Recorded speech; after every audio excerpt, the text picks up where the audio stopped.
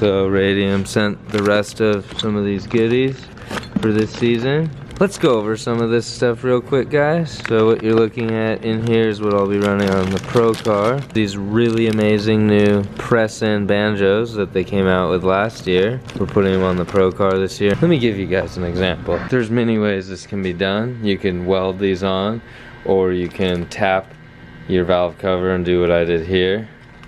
And I'm really into the little details. This is kind of dusty, don't worry about the dust though. But these are now not able to accept these because these need like the exact stock size of the cast aluminum from Toyota to press in properly. I'm gonna switch to a new set. We had a couple sets polished, and then I'll go get them coated at MB in like, you know, special chrome blue like this. So to get this color, I'm getting sidetracked now, but to get this color, first you have to polish, then you powder coat electric blue over it, and boom, you have this. So anyways, we're gonna press these in for our crank breather, then we're gonna change our crank breather to the other side of the motor over here this year on the cold side. Another cool little thing that we do is we drill these and tap them, and then we can put like this -6 ORB fitting and 8th pipe fitting in there, and that's sealed off so there's nothing happening and it breathes enough out of here. Joe's looking at some stuff though. What's up? I was gonna ask if you want the diff vent to be the frontmost one or the rearmost one. They're both the same height though, huh? They're both gonna be exactly the same height. Closest to the back. okay. Sorry, yeah, the back of the car, because like. Yeah, that's what I was thinking, but I don't really know why. I don't have a reason why. It'll just be like a teeny tiny fuel vent and then the larger like diff breather. Yeah. We're figuring out how we're gonna make a little aluminum box up here that holds these little K&N filters, like those, on the box, and then it'll be like a dual purpose box, and on one side will be the fuel vent and the other side will be the diff vent. The diff vent likes to spit a lot of oil out, but we don't want to like lose the oil in the diff, so it's good to like let it route up there and route back. And we had the theory of doing that last year, and it just kept dumping oil over here. So and I think we had it at like this height last year, huh? Yeah, it was right like on a little plate right there. Exactly. It was here and here were the fuel vent and the diff vent, and the fuel vent was too low because the filler neck was over there, like up by the 2 window. inches or 3 inches higher. Yeah. Or, and then the diff vent didn't have enough like volume to catch the oil that was coming out of the diff. It was just like overflowing the little fuel filter basically that it was going through, and then like dumping out all over everything back here. It was real dirty because it would like just get like oiled and the dust and tire. It was just bad.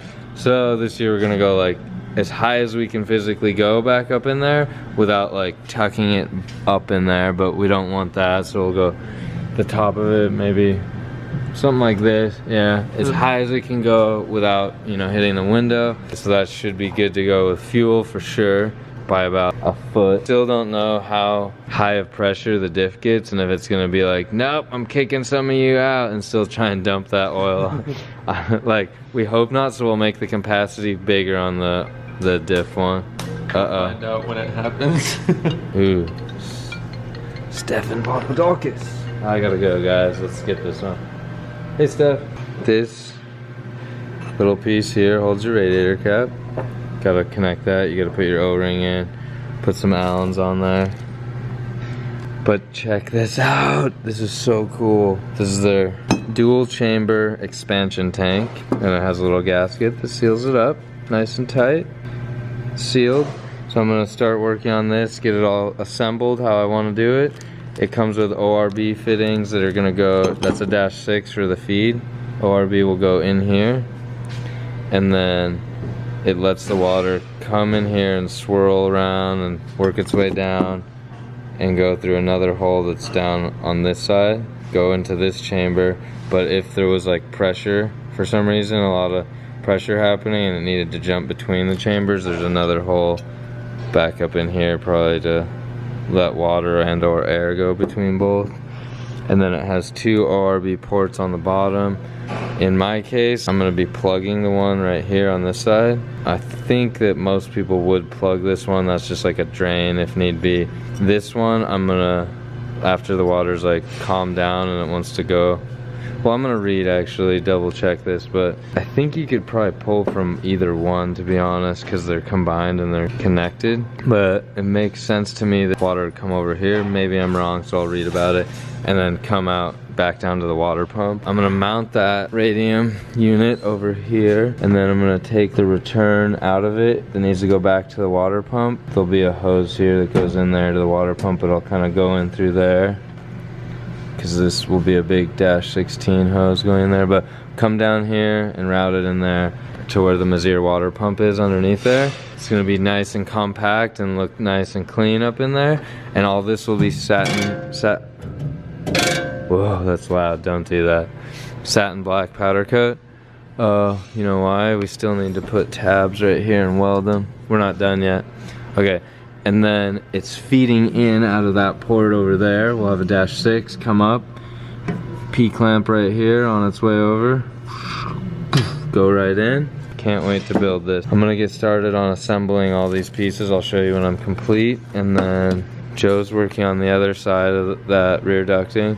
So possibly come Monday, we'll have like a bunch of stuff ready. At the back of the car will be completed. We'll have everything ready to take apart, go back to MB powder coating. Maybe it won't be Monday, it might be like Wednesday, but then we could be happy with the back of the car. I think Fuel Safe will have the external can of our cell. They're sending a new one.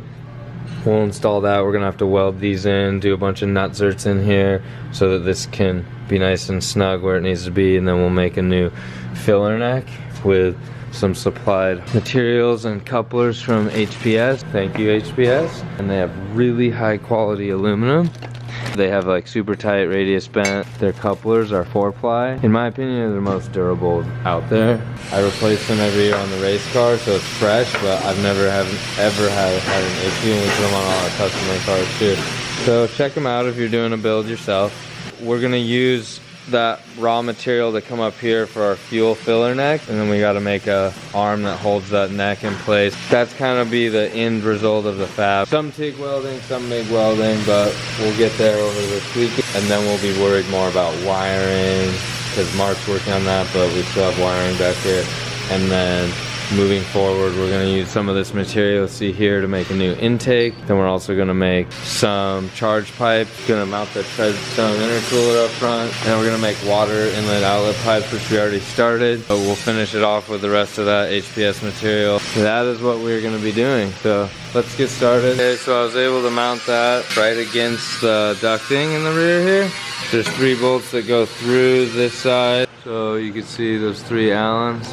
We will start plumbing that later. Also, you can see that it has this little level sight that you can see on the outside, which is pretty helpful because this is so dark, so then you can know where you're at level wise. We'll talk more about that soon. I was able to find a decent firewall grommet. I'm gonna rivet it in, but I still need to paint this. For now, it's just in with Clecos. This firewall grommet is for the wideband 02. Later, if I change to a different style of wideband 02, we will just weld that shut and paint over it.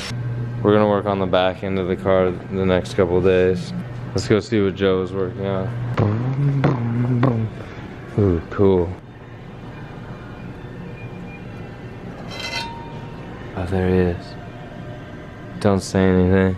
I think it's too hot to touch maybe, but that's gonna be the part for fuel. Yeah. I guess he'll drill a hole and then mount a 1-inch tube so we can put this little can in on there. And that seals it. Or you just throw that in there sometime. So this seals that one off, so then they're each can have their separate kind of fluids in there.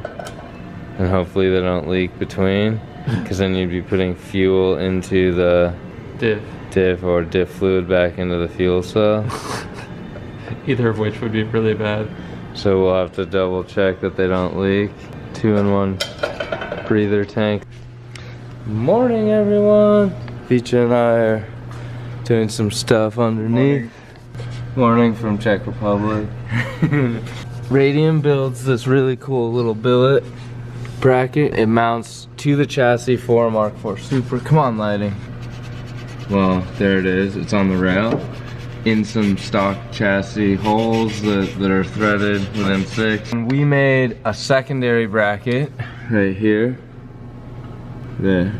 utilizes the other billet clamp from RADGEN, which is, it's 3 M5s, 1, 2, 3 that mount into it and it holds it. So it's a 60 mil clamp for their fuel filters, their inline filters. We used one of those and one of the OEM clamping ones, and we made it bolt right near the other one. So now we have, because I like to run dual -8 feeds. He's gonna paint it, then we'll install that. It's like a jungle gym. Then we'll install that filter, and I'll kind of show you guys how we're gonna route the new fuel system. It's gonna be hard mounted, a little better than we had before in the past. We're gonna look at how we're gonna mount our oil filter relocation block. We're gonna put a new power steering cooler in.